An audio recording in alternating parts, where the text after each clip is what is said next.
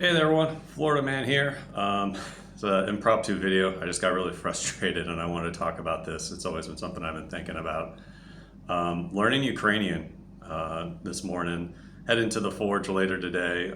So I decided this morning to do some studying, watch some Ukrainian TV. And it's kind of like how I do it. It's like I really get at it for a while, and I really study, and I make some progress, and then I kind of let it slide for a bit, and then I get back on it. So I'm getting back on it, and each time I'm getting back on it, I always try to find like a new way to approach it to try to improve the efficiency at which I'm acquiring the language. So right now, you see the background right there. I'm watching a Ukrainian TV series on YouTube, and it's funny because one of the biggest issues I have is finding Ukrainian TV shows that have subtitles. That is one of my biggest issues I've been having so far, is finding Ukrainian TV channels with subtitles. And it just infuriated me because I just found one. It's so funny. It's just like, it's like there's gives and takes whenever you pick up new languages and the material you learn. One of the biggest challenges with Ukrainians is that like no one really speaks pure Ukrainian. And if you watch TV shows, especially older TV shows, they predominantly speak Serdjyk. And so I'm watching this one TV show right now. I just got started on it. What was it called? Budinochok Nashastya. Budinochok Nashastya. It's a pretty good series. It's like daily life, your slice of life sort of TV series about village life. And it's funny. You need engaging material. It's really funny. And sometimes I'll see it on TV if I'm at the forge, during lunchtime, we'll just turn on the TV and I'll see these guys like, oh, that's a good show. I should actually watch it. And so I found it and now I'm watching it. And I started to do from season 1 and I can tell that there was so many Russian words they were saying. And I was like, oh my God, this isn't going to help me. I don't want to learn, I don't want to start developing the Russian words because I'll get into that sort of stuff, speaking Serdjyk. But, I was like, okay, I'll just skip to like a newer season. So I'm looking for a newer season. I'm trying to see like major plot points. And I just picked up on season 3 here. And for some reason, I don't know why this is the only first episode, they have subtitles. They have grained in subtitles. And for you might say like, oh, YouTube has auto-translate. Auto-translate sucks with Ukrainian. First thing, if you pick up any TV show and you go to auto-translate with Ukrainian, it's going to say it's Russian. That's the first thing you're going to notice. It's going to say auto-translate from Russian to Ukrainian. So it's a horrible translation app. It doesn't work well with Ukrainian because a lot of times people speak Serdjyk, which, if you should know it by now if you're still watching, like you're involved in Ukraine. A little rundown. Serdjyk, like in layman's terms, it's a blending of Ukrainian and Russian and a bit of Belarusian from what I understand. How I like to say it's basically you're using Russian words with Ukrainian grammar. So that's pretty much it. And it just kind of infuriated me because I was watching and I'm like, I understand Ukrainian words. And when I'm watching the TV show, I pick up things and now I see with the Ukrainian like subtitles and I can see what they're actually saying in Ukrainian, but they use, slang Russian Serdjyk. And I'm like, son of a bitch, dude. It's like every sentence, there's like 2 or 3 words that are not Ukrainian words. And it's very frustrating. That's one of my big things. It's frustrating. It's very frustrating to learn a language where you cannot easily access material to learn that language. And that kind of goes into like the morality or philosophy of what language should you be learning. And so let me get back to like the beginning of like, how I started learning Ukrainian, why I learned Ukrainian. Obviously, when the war started, I knew I was going to go to Ukraine eventually once I got the chance and I had time at home. So I was like, all right, what's something good I can do right now to get me prepared? That is to learn the language. I studied Chinese when I was in college, so like foreign languages isn't like too odd of a thing for me. I was never like properly fluent. I lived in China for a year, and I realized like my time studying in the U.S. and me living in China, there's 2 completely drastic, how fast I progress and all that sort of stuff. But basically, I wasn't like going in cold water. We think of Americans like monolingual. Maybe we know Spanish, maybe we know some Spanish, or maybe some very little French or something. But so I came in, prepared. And then at first too, I was kind of run there because I had a friend who lived in Ukraine before. He lived there for like 7 years. He didn't speak the language too well, but basically he told me, oh yeah, they speak Russian. They speak Russian in Ukraine. And yeah, I mean, this is after the initial war started with the invasion of Crimea. Primarily TV shows were still in Russian. I remember I was like, oh, let me watch Zelensky's TV show on Netflix. You know, maybe I can learn some words. I put it on and I was like, I don't understand a single goddamn word this guy's saying. And then I realized, oh, it's fucking Russian. Um, you know, maybe it's Serdjyk. It was so far long ago when I watched it. It might be Serdjyk, but like I was like, I don't understand any of these words. You know, and I was just starting to learn the language. And yeah, now you know, and that was my decision. I was like, well, I can learn Russian, which is probably, let's be honest, like it might have been more like you know, might have been more helpful in some ways. You know, it might have been better for me to understand Russian coming into Ukraine. But obviously now that's a big change. It's changed a lot in some areas. Some areas yes, some areas no. Where I live in Vinnytsia, it's primarily Serdjyk. It's a lot of Ukrainian with some Russian words. They'll say spasiba, you know, ponyo. Uh, they won't say like sto. That's great. That's awesome. They'll say show. You know, show is like what in Ukrainian and sto is what in Russian. In Odessa, man, they fucking speak pure Russian. I was so surprised when it was so funny. I was getting my documents done, getting my visa ready in Moldova. It took me a while. I was in Moldova for like a month. And then I was like, oh, finally, I can go back to Ukraine. I need to go to Odessa to pick up documents and do a humanitarian run. I was like, great, I'll be back in Ukraine and I can speak with people. I can communicate. I won't feel like a complete foreigner. Go back and try to talk to people. You know, I was in Moldova, so it's like, you know, it's kind of the same idea of like Serdjyk, but it's like Romanian Russian instead of, you know, pure Romanian or pure Russian. And so yeah, I go back in, and then I'm in Odessa, and I go to like a little bar area just to start a conversation with people, and yeah, they're speaking Russian, and I'm like, I don't fucking understand anything. What the fuck? They're saying sto. I'm like, why are they saying 100? Like I kept hearing the word 100 all the time, and that's in like Ukrainian, 100 is sto. It's sto, sto, and you know for Russian that's what. And so I was like, what are we talking about? What's so expensive? What's 100 something? And then I realized they're just saying what, and I was like, oh, okay, so that's the language here. Um, but yeah, it's really frustrating, honestly. It's an oral language. That's the thing. Serdjyk is an oral language. There are no textbooks. There's no textbooks. Maybe there's older books you can read, like proper like novels that you can read that might be in Serdjyk. But like a textbook, like I got this guide. If you're interested in learning Ukrainian, I highly recommend you get this. This is Yabluko. Yabluko is like the gold standard. There's not too many like learning materials for Ukrainian too. It's a challenge. It's a real challenge to learn this language because basically you just have to be like engrossed in it. You have to be you have to be completely surrounded by it all the time, and then you kind of pick it up like you would as like a 1-year-old or 2-year-old. Words just start clicking, things start working better. But yeah, it's you know obviously there's proper classes now. There's actual classes for Ukrainians. There's Ukrainian language classes for Ukrainians. I remember there's one older lady. She's one of my friend's aunts. She helps me out from time to time. I go there just to have tea and you know snack and whatever from time to time, and we'll talk. And then like you know she doesn't know the Ukrainian word. She'll say like she doesn't know like the Ukrainian. I think for Russian word it's mir in Russian for world, I believe, and so that's how they use for like peace. It's like the world is peace, mir.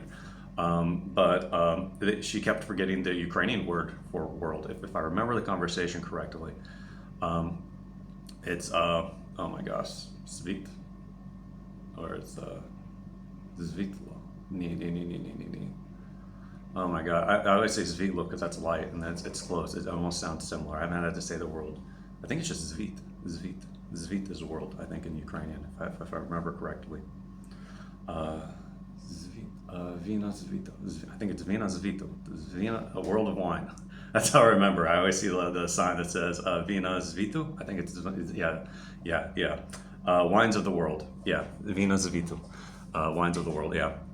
That's how I remember it. But yeah, so basically, yeah, I was kind of realizing, like, wow, they don't know how to say these words. And sometimes I go out with some of my friends and we'll talk and stuff. And like, they're like, oh yeah, what's that word? You know, they just use the Russian words, sadly. And that's like, this is going on a long tangent, man, because, you know, I've learned more about, you know, Ukrainian history while here. And, you know, basically from most, I think it's pretty agreed upon, like, Ukraine is like the only colonial area in Europe. I mean, it's one of the biggest colonial area. Like, it is a land that is like, you know, it's the breadbasket. We all know that's the breadbasket, but that means it's always been fought over. Everyone's been fighting over it. It's always been an area that has been people go to extract the resources, to exploit the area to its own use. Rarely has Ukraine actually been controlled by Ukrainians itself. And you look at like for a great part of the time, once the idea of Ukraine itself came about, the idea of being Ukrainian, it was shortly into the Russian Empire. And so, if you wanted to do anything big and popular, if you lived in the cities, you spoke. It's kind of interesting. Like Ukrainians, it's like Ukrainians survived in the villages. It didn't survive in the metropolitan. Obviously, there was like the Enlightenment period, like nationalism enlightenment, where people started getting these ideas. You had German nationalism pop up, the idea of a Germany as a state. And so it happened in Ukraine. I forget the names of the guys, but there were a couple popular Ukrainian intelligentsia that were like, hey, we have our own culture, we have our own people. They used to just be called Little Russians, and that wasn't derogatory. I was like, dude, that's such a derogatory term, but yeah, they used to be called Little Russians. That's how Ukraine was referred to in the past, was as Little Russia.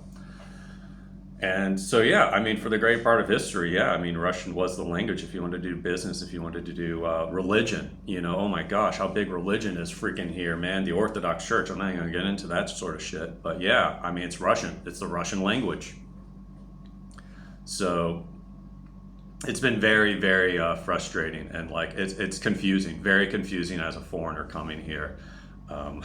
It's like, I always pick languages that are not fun or easy to learn. There's always like a big challenge. There's always a challenge with any language, but it was funny. Like in China, the problem with learning Chinese was I was learning Mandarin Chinese, mainland Chinese. So that's communist China Chinese, not like Taiwanese Chinese. And the problem with mainland Chinese is that their TV and media sucks. There used to be some good stuff, but it's if you want to engross yourself, if you really want to know the language, you have to engross yourself in the media. You need to keep watching TV shows. You need to be listening to the music, reading books, all this stuff. And it was really hard to find things of interest in China. Not the problem here in Ukraine. There's plenty of TV shows. So there's a gluttonous amount of TV shows. A lot of them are trash. And if you're a guy, like I like B movies, I like schlock. I like corny bad movies. That's my guilty pleasure. And there's some TV shows here like you can probably pop a beer and once you're done with your day and just sit and just laugh at the absurdity of some of these shows. There's one called Karpatska Ranger, and it's about a Canadian a Ukrainian diaspora Canadian who's a part of the Mounties, and he goes to Carpathians. It's a really good actor. I forget the actor's name. He's a really cool actor. But it's basically like Texas Ranger in Ukraine, in the Carpathians. And there's no English subtitles. There's no way for me to even like go back and forth and be like, oh, this is what it's like. You literally just have to watch and try to figure it out as you go. And it kind of works. I mean, no one learns your first language from another language. Everyone kind of just you acquire the language. That's what they say. You acquire the language. You don't learn the language. So it's a good show. I like watching it. There's some good TV shows, and so that's not the problem. The problem is, like I said, I was just watching. I'm like, all right, I understand it kind of. What's this word? What's that word? Sometimes it mixes, sometimes it doesn't. And then I realized, oh, these are like Russian words. And that's the thing. It's like I've done interviews, and it's always nice when I get to speak to like journalists. Because usually they speak pure Ukrainian because they have to know pure Ukrainian to be a journalist. If you go on TV now, like if you do news reports or any official sort of stuff on TV, you're speaking Ukrainian, you're not speaking Serdjyk. So it's really nice. So I can and I remember one interview, the lady, it was so nice because I could fully understand her, and like not fully, but like, oh, these words make sense to me, I can comprehend. And then her cameraman spoke like the most Serdjyk, and like I couldn't understand shit that guy was saying. I understood the topics and what we were talking about with this lady. This guy, he'd throw in a couple of words, and I'd be like, yeah. It was just, it's really challenging, man. It's really challenging. And then like on the other hand, it's like to know what is like before you even have like a idea of what the Ukrainian language is. It's like if you just come in and you're like, is this a Russian word or a Ukrainian word? I remember like the first time I came to Ukraine, I was living with this one volunteer lady. I was living with their family, and for 2 weeks, like they speak Serdjyk. They speak like she's I could talk about like the other side of it, but she spoke Russian pretty much before the war started. For like most of her life, she spoke Russian, and I was picking up Russian words. I think she used the Russian like hot for hot. Harach. I mean, it's Harachi for like Ukrainian, but like she said the Russian word. I forgot it now. I've never used it because no one here uses it, but she would use it a lot. And then I would say because it was like during summer or something. But yeah, it was like then I realized, I was talking to someone else. I was talking to a soldier. He said, "Ben, what?" I was like, "Those are Russian words." I was like, "What the fuck? Why were you telling me Russian words? I don't want to know Russian words." Um, yeah, it was kind of crazy in that sense. The Russian, the blending here. I hate to say, like it's separating. On some hand, it's separating. On some hand, I don't think it's really ever going to go away. Serdjyk, I think it's like here to stay in some ways. Like for at least one or two generations. It's just I hear like 5-year-olds using Russian words. Little kids know it, and then I think part of that is just because of media. Ukrainian media for a long time, it was Russian speaking. If you wanted to get into music, if you wanted to get, it was interesting. I was at a bar once and I was talking to a band, a local band. But the cool thing was they were like, yeah, because of like the schism, like the music industry schism. Think about that. Like if you wanted to make it big in music, you go to like Moscow. That's where the big producers are. That's where the big money is. So you learn Russian. You learn Russian. You sing in Russian. But then obviously with the war, now there's like a void. There's a void, and now it needs to be filled. And so actually, a lot of like indie artists are able to make it bigger here in Ukraine because they can sing in Ukrainian. And that was a thing too in the past. Like that was like a big props. There's one Ukrainian artist I got to go to his concert, and like the big thing about him was like he was singing in Ukrainian in like the 80s and 70s. And that was big. That was like for you to actually like that's your foe. It's like I'm not singing in Russian. I'm singing in Ukrainian. Cool guy. But yeah, I mean, it's different here. I think that's like over time you get more accustomed to it, and we think about like it's a tough topic, man. Honestly, because like I said, how that one lady told me why she still speaks Russian, she'll use Russian words is because she thinks in Russian. All her memories, her childhood was in the language of Russian. And I know, like, U.S. history, a little U.S. history. We had a great deal of German immigrants for quite some time, and there's no official language in the U.S. system. There's nothing, no document saying that everything has to be in English. It kind of just came about. But then, like, there was a while, like, certain cities were like German-speaking cities. They're primarily German. But then the war happened. The First World War, not even World War II, World War One happened, and then that changed. People got discriminated against, and that kind of forced them to learn English, and then the languages kind of just died out. I don't know if that should be the same thing here. Like there was a big Ukrainian lady politician. She was quite the nationalist, and she said like everyone just needs to speak Ukrainian now. It doesn't matter if you're a soldier, if you're whatever, you just need to speak Ukrainian now. I don't agree with that, but yeah, she was quite heavy on it, and she was assassinated a couple months ago.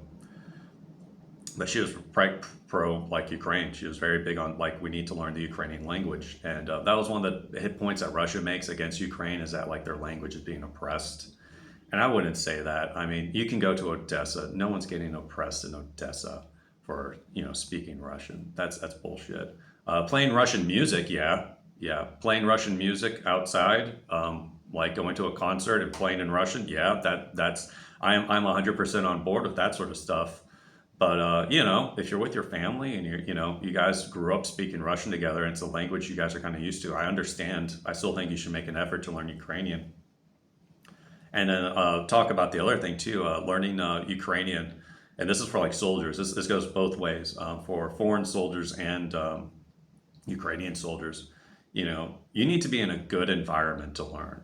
No one obviously is like on the fly learning. Sometimes you do on the front where you have to, but like really to like there's enough psychology now to say like you need to be in a good environment to learn anything pretty much. You need to be in a good learning environment.